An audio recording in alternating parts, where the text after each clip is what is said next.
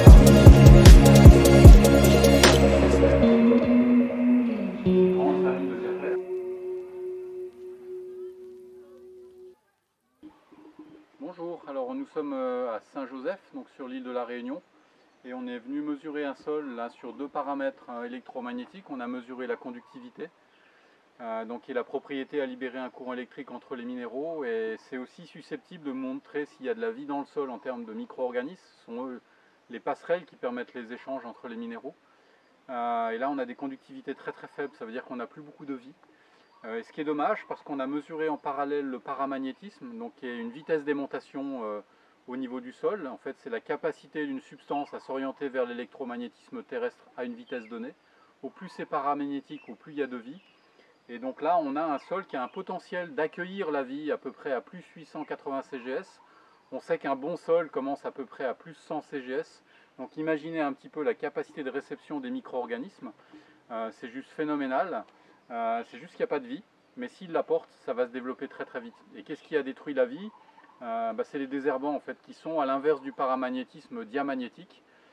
J'imagine que le potentiel d'un sol comme ça, avant de recevoir des désherbants, il était éminemment plus paramagnétique, ce qu'on va aller mesurer demain en fait. Voilà. Du coup, on est dans les champs de bananes vers Saint-Joseph et on va essayer de mesurer au niveau de la terre, de la conductivité et du paramagnétisme, voir s'il y a quelque chose d'intéressant ici. On peut remarquer qu'il y a une couverture de sol un peu naturelle. Hein. On est sur du basalte là. En fait. Ouais, on est sur... Mais même au niveau là, tu vois que les feuilles de banane font leur propre couverture de sol, limite un peu. Ouais. C'est pas forcément bon pour les champignons. Du coup, on utilise la sonde de conductivité, on plante directement dans la terre et puis on va avoir un résultat.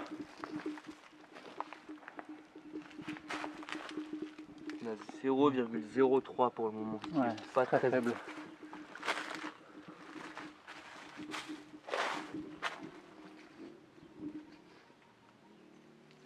Sur une moyenne de 0,01, 0,03 en fait. On va prendre le paramagnétisme. C'est suffisant.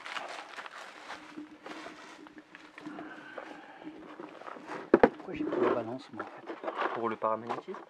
Pour les Ah oui, voilà, c'est pour ça en fait j'ai pris ça. Je m'en occupe. Ah ouais, non mais je te... Hop.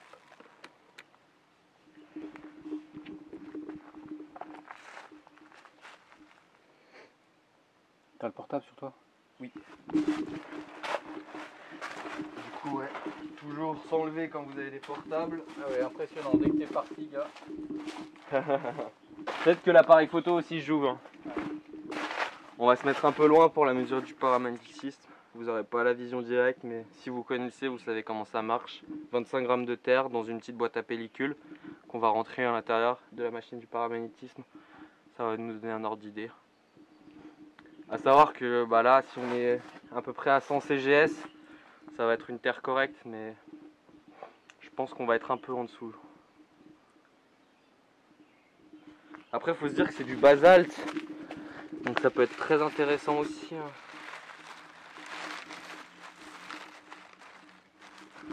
De la terre très...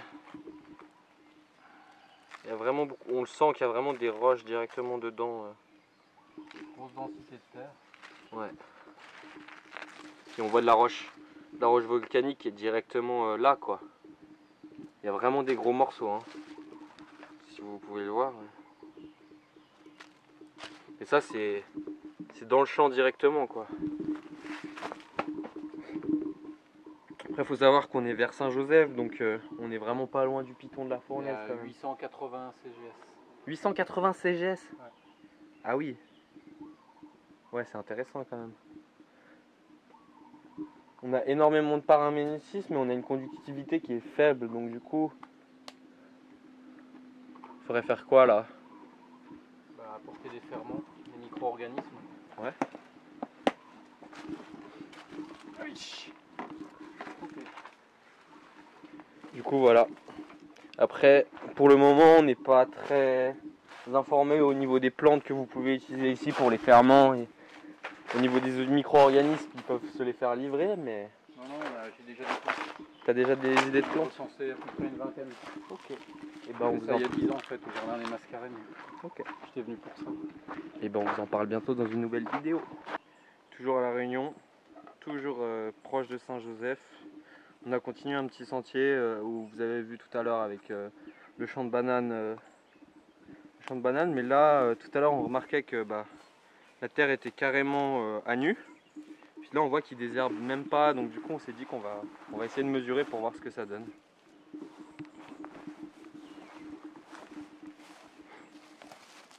Ah merde.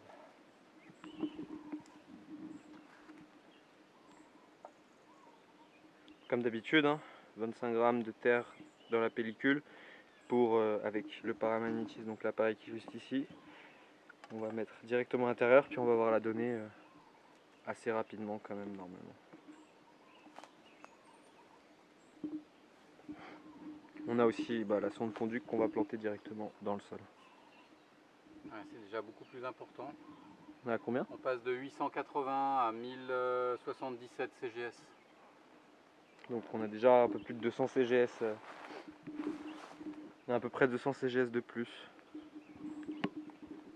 Donc ça c'est fait. Donc le paramagnétisme, on remarque quand même, hein, on n'est pas loin du même endroit, mais quand vous regardez le sol, c'est plus du tout la même chose. On doit avoir des roches volcaniques qui sont dessus aussi, mais avec l'herbe on les voit pas quoi. Et du coup, la conductivité, la sonde qui est Toujours plantée. la même. Toujours la même, 0,03. Ouais, c'est normal en même temps. Voilà, y a pas là, ils n'ont pas apporté la vie quoi. Ouais, c'est pareil. C'est pas la peine de se. 0,02 CGS, c'est très faible quoi. Donc pareil, toujours apport de ferment et de micro-organismes. Voilà. Ok. On est à 10 mètres du champ de tout à l'heure. On est hors exploitation agricole. On a remarqué qu'il y avait des traces de mycorhizes sur des racines dans la terre. Après, il faut savoir que l'homme ici n'a pas influencé sur cette terre-là, donc ça pourrait nous donner peut-être une idée de ce que la terre ici pourrait être sans les produits chimiques.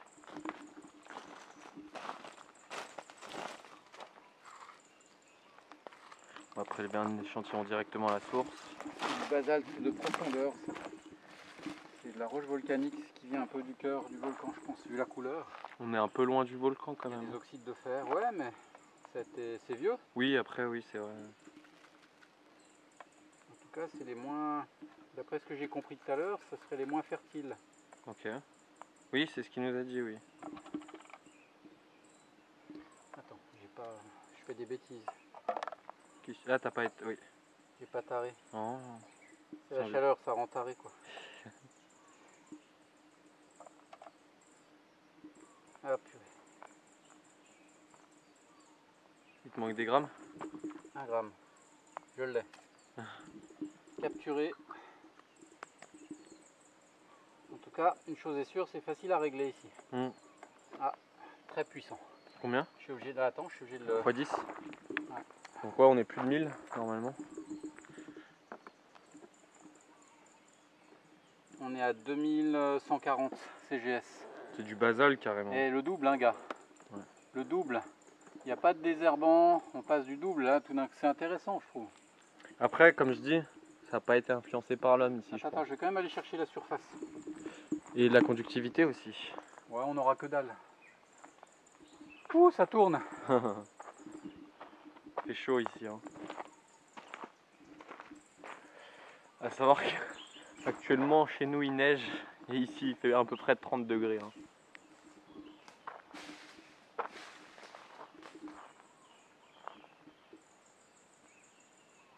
Je vous laisse profiter du paysage en attendant.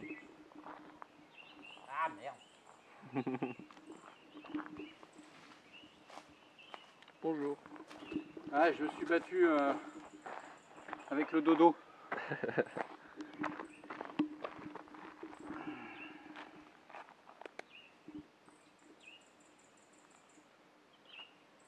Donc là c'est un échantillon que tu es allé chercher là-bas, c'est ça? Ouais, pas assez dense. C'est-à-dire pas assez de grammage? Ouais, j'y retourne. Il y a le dodo encore.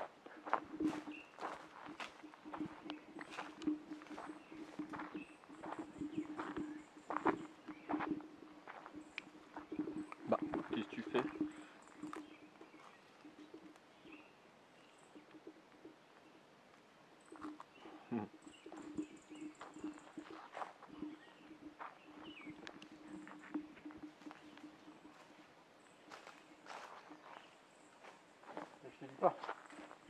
Touchons la terre.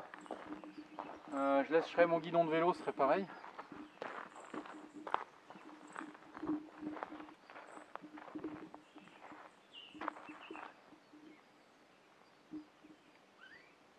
Là, il faut être précis parce qu'on l'a...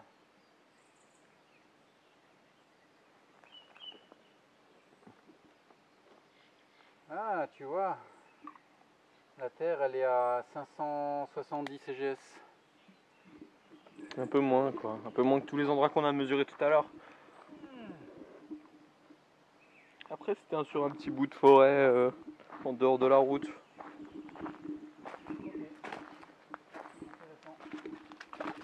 On l'a pris juste là quoi.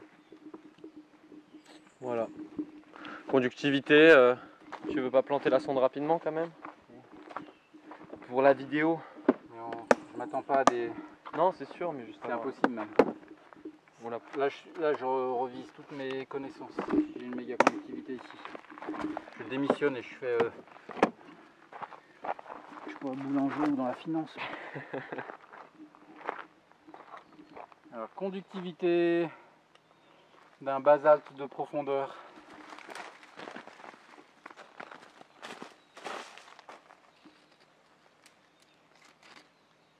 Nul. Nul. C'est très... Quand tu plantes ta sonde, on entend le bruit des cailloux. C'est tout à fait normal qu'il y ait Ouais. peu de conductivité là-dessus. Je vais mesurer là-bas aussi. Ouais, c'est sûr, si la sonde a du mal aussi à se planter dans le sol, c'est normal qu'il n'y ait pas de conductivité. Là en forêt, bon, on est à 0 aussi. C'est vachement intéressant. Quoi. Ok. En fait, Non, non, je suis toujours là. En fait, c'est juste pour expliquer qu'on est en forêt et c'est un milieu fermé. C'est pas comme dans les champs où les cultures, on est sur un système d'import-export, mais on exporte plus souvent qu'on importe.